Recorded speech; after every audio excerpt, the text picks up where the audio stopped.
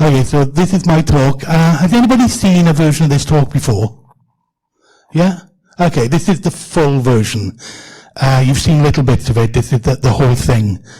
So this is called Anything Online Can Be Faked. I'm going to show you some quick, simple and cheap ways to do it. And I'm also going to show you ways to spot them. So before we start, about me. I started as a scam baiter in 2005 and switched to concentrating on actually helping people who had either been scammed or were possibly about to be scammed just the next year.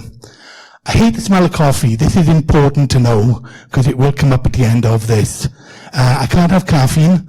Steroid cream, steroid sprays, anything like that give me really bad panic attacks. So I avoid coffee like the plague. And about scamsurvivors.com, that was created in 2012. We are just a small volunteer group, just 3 of us, but between us, we've got over 45 years of experience. We've been referenced by worldwide media, we've worked with law enforcement, and also we've worked with academia. In fact, people who were here earlier from University of Warwick, I've worked with them. So, let's begin. Simply lie about it. You're going to see a lot of emails. Don't worry about the text in them. You don't have to read it. If you look at the presentation after, when it gets released, you can read it, but you don't need to right now. This one is claiming to be Kamala Harris. It's obviously not Kamala Harris because that email address at the top says mrs.kamalaharris@aol.com. And the real Kamala Harris would not be using AOL. But we will discuss emails in a little bit as well. So this is another one. This is supposed to be Chase Bank, but again, Chase Bank would not be using a Gmail account. Now, stealing it. Back in 2014, I gave a talk to the dating site industry in Germany, and this is one of the slides I used in that. All these ladies are from a single dating site, and are all obviously using stolen images of the same person. As it happens, we know who this person is. She's Danielle Deloney, and she and I follow each other on Twitter and chat from time to time.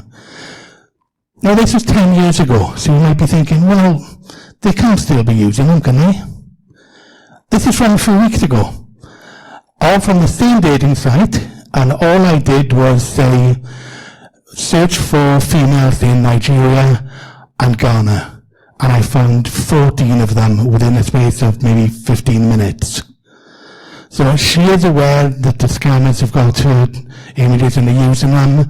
I'm aware who it is, but let's pretend that we don't know who the images are of. So suspend your disbelief for a moment and pretend you have no idea who Jolie actually is. What we're going to do is use a plugin for Chrome, which is called Search by Image. And if you see now, it's going to right click, and we have search by image on there. If we look, it's got Google, Bing, oh, you can't see the other two, but there's TinEye and Yandex as well. And when we do that, it'll open up in different tabs, and it will show that the first one shows you it's Angelina Jolie. The second one's going to pop up in a minute, and that's also going to show you it's Angelina Jolie. The third one is going to come up in a moment, and again, it's going to say Angelina Jolie, and when the fourth one appears, that's going to say Angelina Jolie as well. So with just 4 search engines, 1 right click, we've managed to work out exactly who these stolen images are of. Now, when I look at something a little different, I've never shown this before in a presentation. Post-it. How do you convince somebody that you're real online? Send them something offline. Have a look at these. This is a handwritten letter with a photograph of a lady whose name I can never remember. Nadezhda. This is another one. And this one I believe is Yulia. And there's that one. But if we look closely at them, do you see what I see? They're the exact same text, the exact same writing, but different females. I have them here. I'm going to hand them out. I'm going to come across a moment. Have a look and pass it around, okay? You can see they're actually handwritten letters and printed photographs. These are the only ones I've ever seen like this. It's kind of weird. I'll be honest with you. In all the time I've been doing this, I've never seen it. So, Photoshop. This is me. This is my US driver license. I made this in 15 minutes. And it's got quite a few Easter eggs in it. For example, the date of birth is April 1st. It's an April Fool's Day. The expiry date is April Fool's Day. The address is the headquarters of the FBI. And I, in no way, shape or form, are 5'10" and 130 pounds. Trust me, I've never been either. This is a passport that was stolen. It's got the watermark on it because we've taken this from our gallery. And using the thing I did earlier with search by image, I decided to see when this image was first used. And if we look at it, we can see it first appeared in 2016. Just a quick search found us this. It also found us this, a driving license. So there, the scanner has two documents already perfectly legitimate looking, and they are being used and abused. While I was taking images of these, this popped up in our forum. Now let me just check, you can see it on here pretty well as well. Yeah. If you look at the date of birth, the date of expiry, the surname and the name, you can see that the scanner has copy and pasted background over the original text and then put in their own text for it. The text is slightly smaller, it's slightly darker, and it's a slightly different font as well, which we can see if we look at the R on the name and we look at the R on UKR, we can see the R on name has got a bit of a curve to it, whereas the nationality doesn't. They haven't altered the image on this at all, so let's look at one where they have put a new picture on there. Supposedly Joe Biden. We look at this one and it's very obvious that it's fake. Look at the watermark on it. Do you notice that the watermark doesn't cover any of her face? These are the kind of things we'd be looking at. You can also see on the USA bit just above it, the colour is slightly different between just above and on the image. This is another easy one to spot, because if you look at the thing that he's holding, you'll see that it's at an angle, but the text is perfectly horizontal. If you also look closely, you can see there are witness marks where the scammer has copy and pasted things across and blanked out certain pages of it. But then there are some IDs that you look at and you just instantly know they're fake. Like this one. Yeah, I'll leave that up a sec. I do like that one, I'll be honest with you. Now, figure makers are the people that the scammers pay to make their fake websites for them. And they will do it using one of two methods. They'll either use a template, or they will scrape an actual website and then copy that text onto their fake website. If we look at this one, we can see we have two identical websites. The only difference being they have different logos on them and different names. But other than that, they are absolutely identical. And what we would do on this, we could simply do another right click, do another image search and see what else turns up. But we'll try a different method this time, and I'm going to show you another two template ones. And what we will do is look at some of the text on it. I don't know how well you can read the text on this, but if we take the fourth paragraph down, copy that into Google, we only get 8 hits. But out of those 8 hits, 3 of them tell us that it's a scam email. So by simply taking a sentence of text from this website, we've identified it as a fake. Another thing a scammer will do is actually create a website name, and then what we do is we try to identify them as fake so that we can report them. In this case, we have Pacifica International Logistic Lines.com, And we go to whois.domaintools.com, which is a brilliant site. And if we look at that, we will see that it was created in May of 2023 and expired in May of 2024. However, you can already see that the account has been suspended.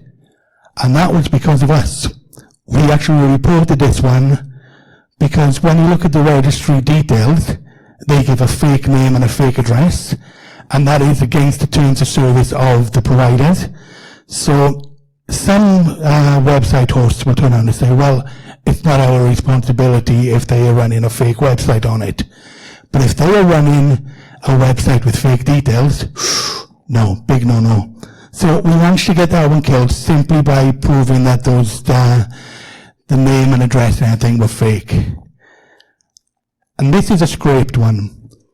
Now the one on the left, which is Cynic or Cynic, is the genuine one. And the one on the right, is Tech Essential, which is a fake one. But they've scraped the details from the original website. The only reason that those triangles look different is because that was actually a moving background. So other than that, they are identical. And again, what you do with these is you look for the text, you look for the images, and you try to search through, see if you can find other versions of it on other sites as proof that either it's fake or as proof that you can show the people the actual website it was taken from. Now we look at emails next. I did say earlier that we'd look at emails. There are 3 ways to fake an email very simply.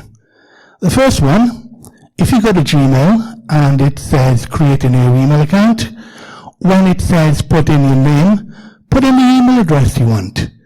You do that and that's how you get this. It appears to be from HM Treasury, but right next to it is the Gmail email address.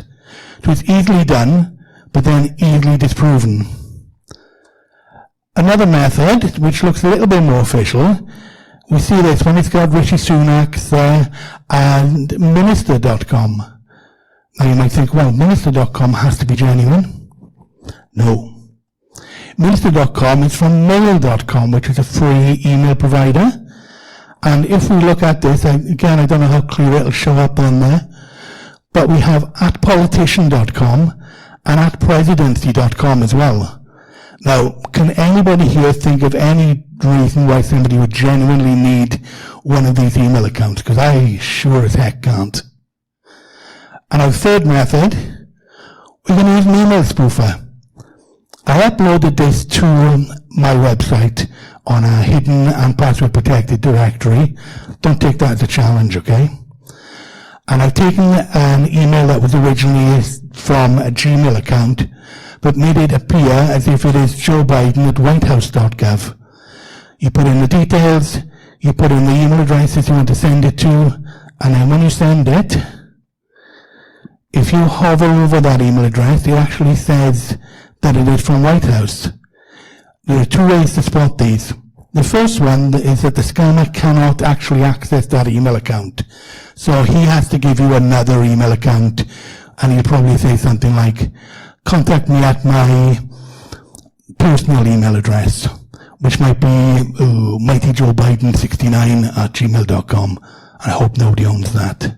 If they do, I'm going to try to get it. And the other thing you can look at are the email headers. Now, email headers are accessed in several different ways. They're all similar, but they're all slightly worded differently. So it could be view source, view original, view headers, properties, something like that. I can't tell you exactly which one you would use because everyone is slightly different.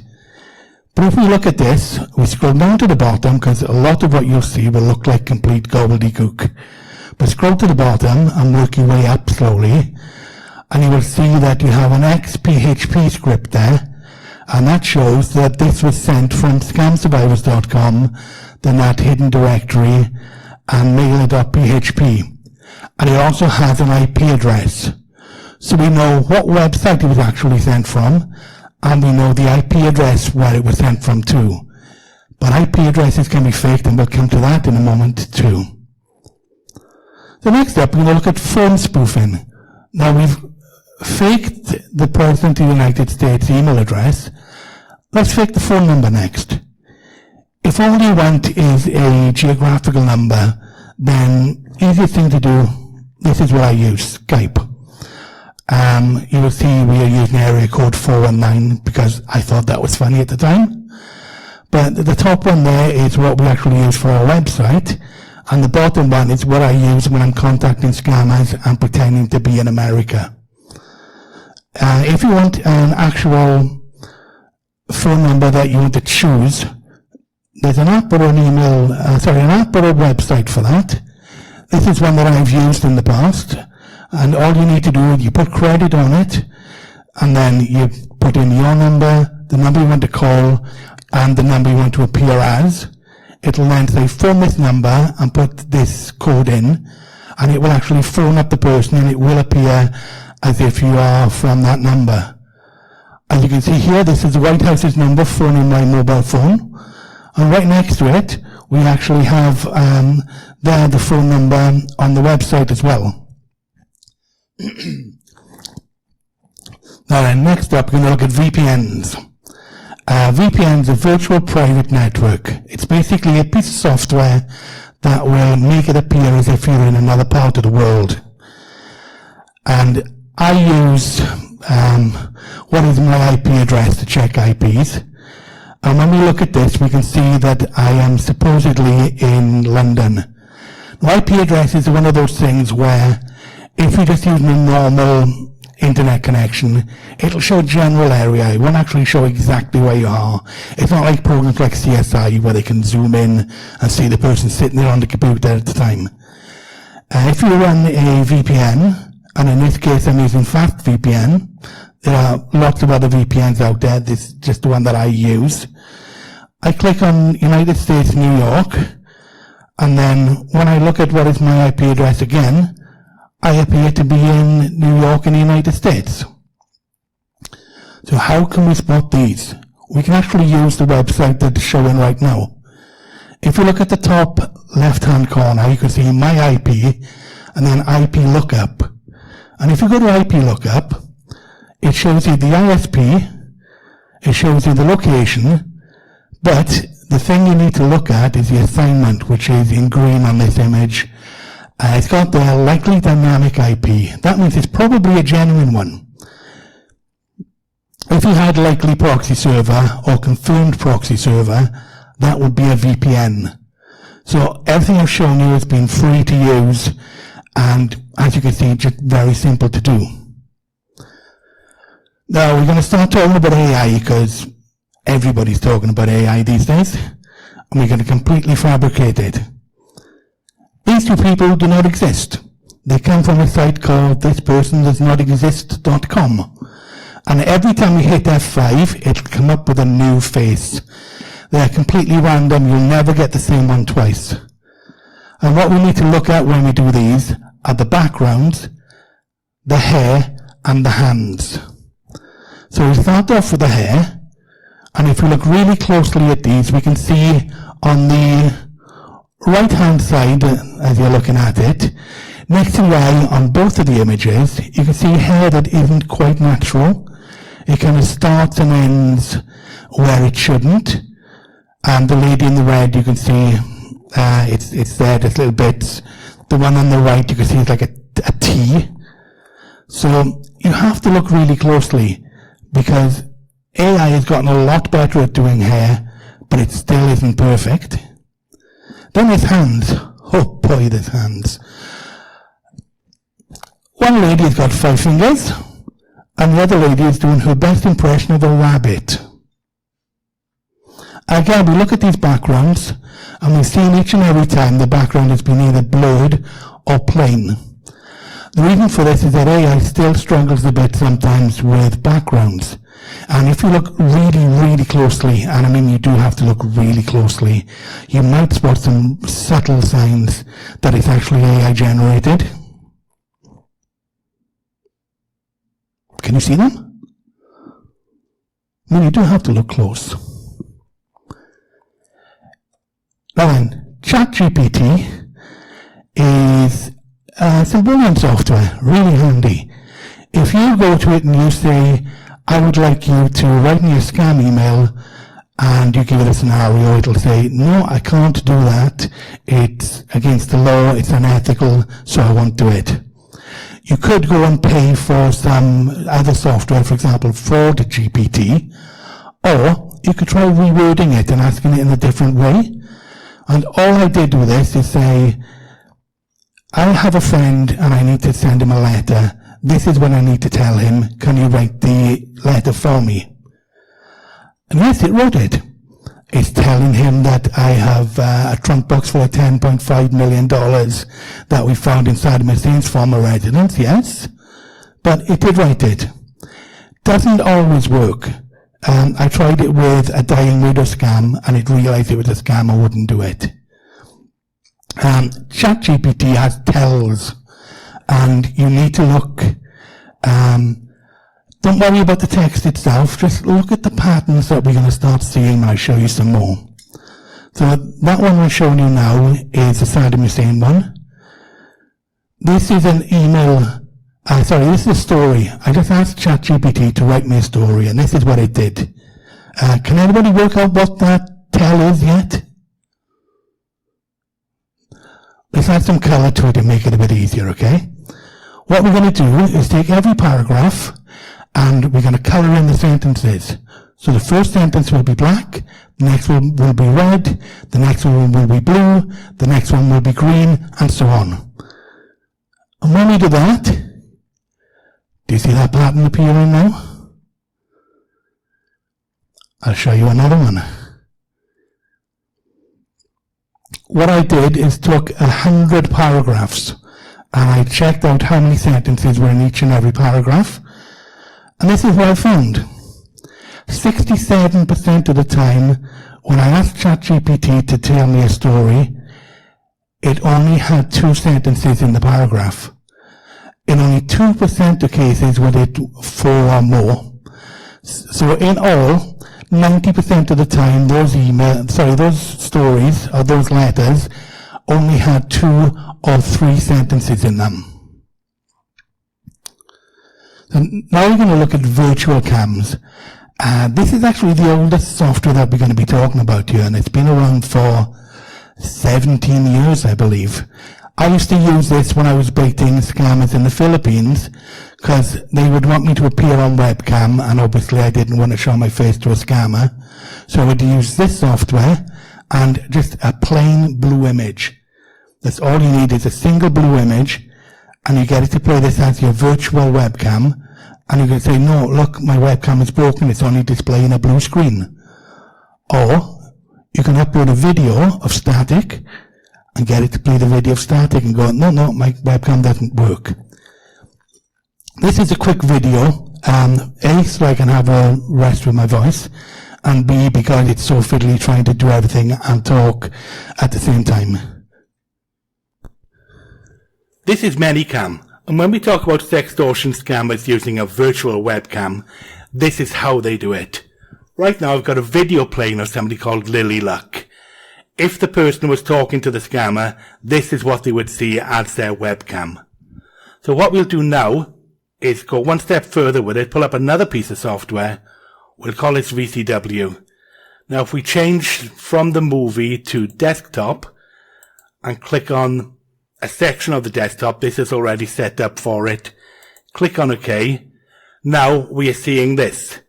It's the same principle, it's a video again, but this time it has buttons on there, and you can click on it and it will jump to certain parts of the video and then jump back. So if we click on wave, you see it says playing wave. Then once wave is played, it'll jump back to probably something like chat 1. There you go. Click on smile. It's going to smile. And then again, it's going to jump back. Same with big smile. We're not going to do 4, but if you click that, it'll jump to a further part of the video again.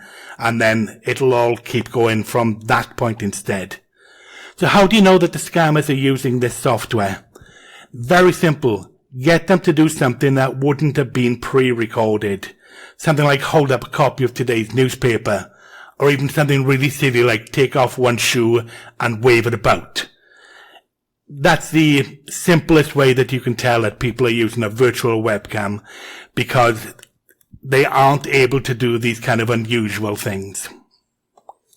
Now we saw on that one that there were only 4 options. We can see on this one it's got 10 options. I blanked out the person's face on this and their name because we don't know who they are. Sextortion is a particularly horrible kind of scam that we've unfortunately been dealing with since we started. We've dealt with over 40,000 cases. People have taken their own lives after being scammed this way. So let me say this to you. If you or anybody you know ever gets caught up in this scam, talk to somebody about it, please. We've seen too many people take their own lives. We don't want to see any more.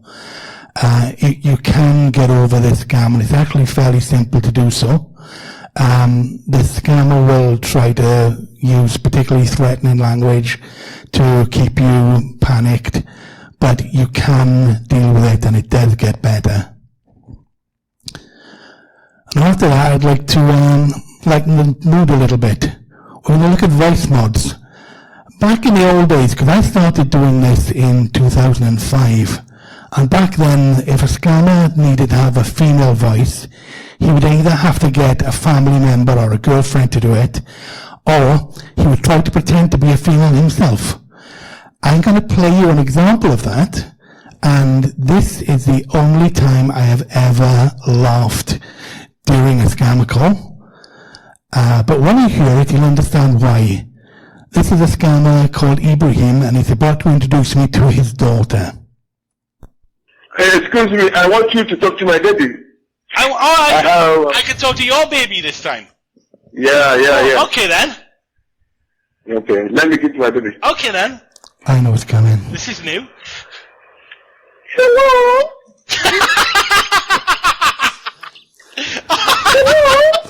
What? Yeah, my daddy told you are his friend. I was not his friend. Believe you me, I was not his friend. I'm going to play you another quick video, and it's going to have another annoying sound on it, but it's not my laughing or the scammer pretending to be a little girl this time. So just be prepared for it, because it is kind of annoying. This is my voice normally. Now I'm going to click play on a sound generator here with a 500 Hz frequency. As you can hear that, this is normal. If we went to go to a different voice, it just altered the pitch. You should now hear it a lot higher. If we click on an AI voice. This is what this sounds like. And I'm gonna click on another AI voice to hear what that sounds like as well. So what we are listening to, when we hear these things are background noises, we want to see if we can hear the picture people in the background or cars going past. Listen for these kind of things to see if we can spot them. And that seems to be pretty much the only way you could really tell if this was a fake voice or not. Now we're going to steal somebody's voice this time and clone it. So what I've done for this is gone onto YouTube, downloaded a couple of videos, ripped the audio out of it, and where there were background noises or the interviewer talking, I've cleaned them up, run it through Audacity, again a brilliant piece of software if you've never heard of it, run it through there, and I'm about to do this with it, and that's use a site called play.ht. And what we're going to do here is create a new clone. Really simple this is, and watch how quickly it's done as well. So we click on Instant, we pull across that file of the audio that we made, so you need it to be at least 30 seconds, best quality you can get. We put in a name for it, and then we say yes, we've got the relevant permissions, then click on Create Clone. What it's going to do now is upload that, and it'll run it through its own AI software to try to give you a better quality version of it. Now, because I've already done this with Audacity, I don't need to do it. So I'm going to just click on the normal version, and then once I've done that, which will happen in a moment, there you go, and click on Finish, and now that clone is ready. Click on Use. I'll put some text across, and if you're a Monty Python fan, you might recognize this text. Click on Generate. Now, it has a speed option where you can slow the voice down or speed it up. There are a couple of other options on there as well. I'm not going to use any of them. I'm just going to do it as is. And that is all done. If you're not happy, click regenerate, try it again. And I'm going to show you 3 examples. Now, I'm using these 3 people purely because they have voices that everybody recognizes. The first one was particularly hard because this person talks really, really fast. But tell me how good you think this is. And remember, this is only from about a minute or so of captured audio. The airspeed velocity of an unladen European swallow is something like 20.1 miles per hour or 29.5 feet per second. However, some have been clocked at 46 miles per hour in the past. Here's a voice you're going to know. The airspeed velocity of an unladen European swallow is something like 20.1 miles per hour or 29.5 feet per second. However, some have been clocked at 46 miles per hour in the past. And another well-known voice. The airspeed velocity of an unladen European swallow is something like 20.1 miles per hour or 29.5 feet per second. However, some have been clocked at 46 miles per hour in the past. So now I'm going to confuse the software. And to do so, I'm just going to get it to spell Mississippi. I type in Mississippi, then M.I. and so on. The AI can't even spell it correctly when I typed it in. But the important thing about this is that letter I.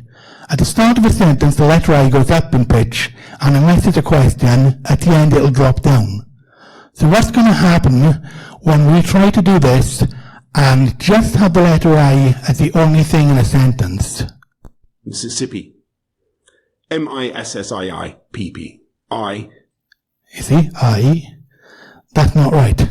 And we know that is AI generated. And when I did this, I thought, well, I wonder what my voice would sound like. My voice sounds terrible. Honestly, I sound a cross between German and South African, and I can demonstrate that for you with this.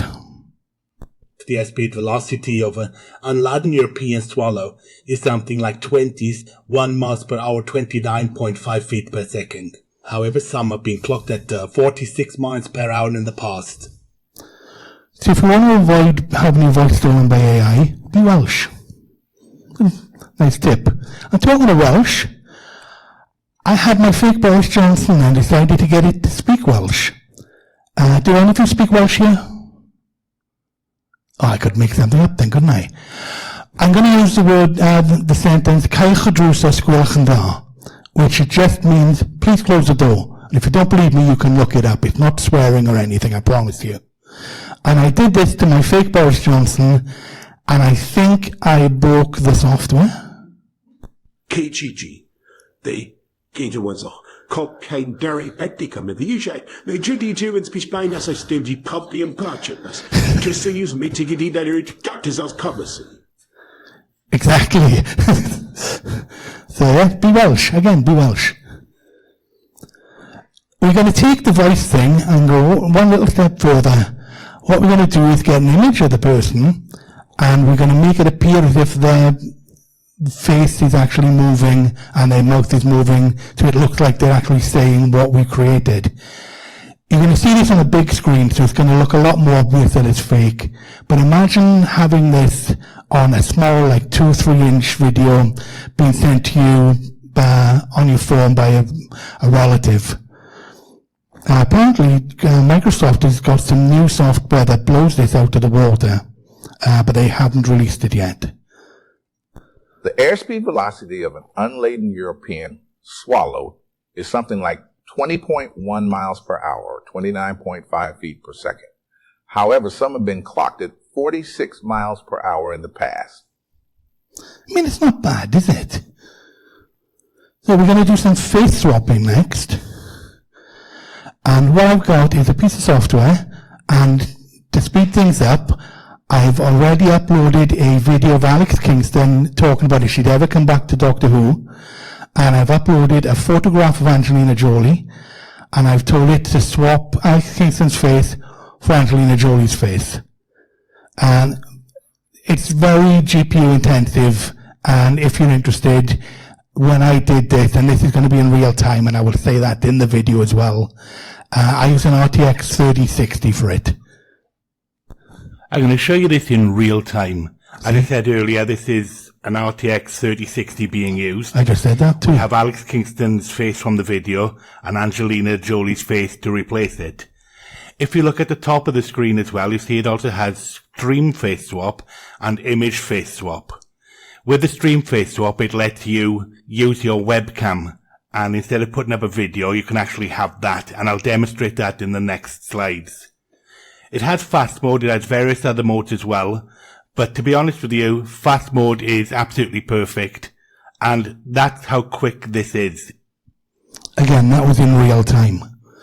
Now, I said about the stream face swap, I'm going to show you that now, and this is my face, and I'm going to put Dara Ó Briain's face over mine, because we have kind of a similar shaped head. So let's see how that looks, and I'm going to show you the simplest way to be able to show that this is a fake. This is me with Dara Ó Briain. Notice a little Darth Vader at the back. He's a little Easter egg you'll often see when I do TV interviews. Watch what happens when I put my hand in front of my face. You're going to see that my fingers are going to start disappearing, my eyes and my eyebrows and my nose are going to start jumping up and down and twitching. And then eventually, when I cover up enough of my face, it's going to say, I don't see a face there anymore, and it just turns itself off. So that's all you have to do. If you're not sure that somebody is using one of these, just get them to do this. Now this is a still from that Alex Kingston video, and I'm going to show you the result that I got. And remember how quick this was. Oh my gosh, if I was offered a chance to come back for any sort of a storyline, I'd bite their hand off and say yes, absolutely. It's pretty good, yeah? What we're going to look at on this is where the face and the mask meet. With the next one I'm going to show you, it's one of the stock videos, and I put Salma Hayek's face over it.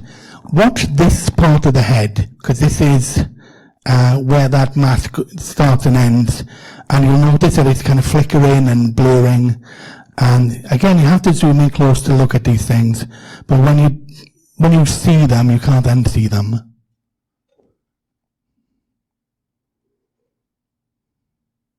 Do you see it moving?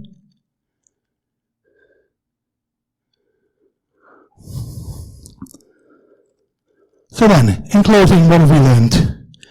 Anything online can be faked, as the title says. We can fake a person's face, we can fake their voice, we can fake their email address, their phone number, absolutely anything, incredibly simply. And what we need to be doing is getting that information out there so that when people do searches, they will find out the fact that it is a scam and who the real image is and so on are from. Remember I said at the beginning that I hate coffee? There was genuinely a reason for that. My friend and I had a conversation in the car a while back, and I was talking to him about the presentation, and I said, if you ever get a call claiming to be me, and they say, I'm in dire needs at the moment, can you lend me some money? This is what you do.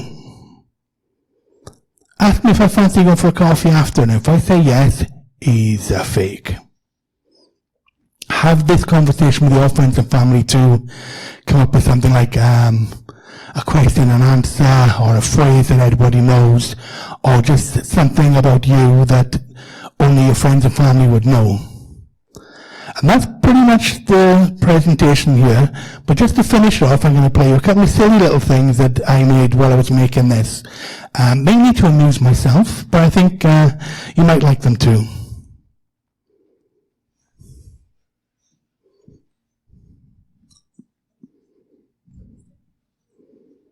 Yeah, it's Mr. Bean.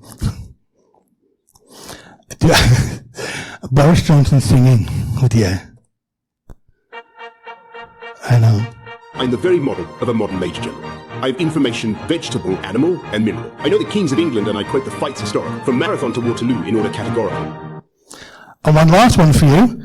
How many of you have seen the movie Spinal Tap. Yeah. If you've never seen it, you need to watch it. It's an absolutely hysterical mockumentary. Well, there's a bit in there where the guitarist is talking about how his amp goes up to 11, because 11 is louder than 10.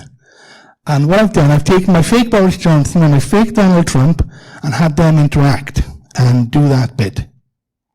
The numbers all go to 11. Look, right across the board, 11, 11, 11, and... Oh, I see. And most amps go up to 10. Exactly. Does that mean it's louder? Is it any louder? Well, it's one louder, isn't it? It's not 10. You see, most blokes, will be playing at 10.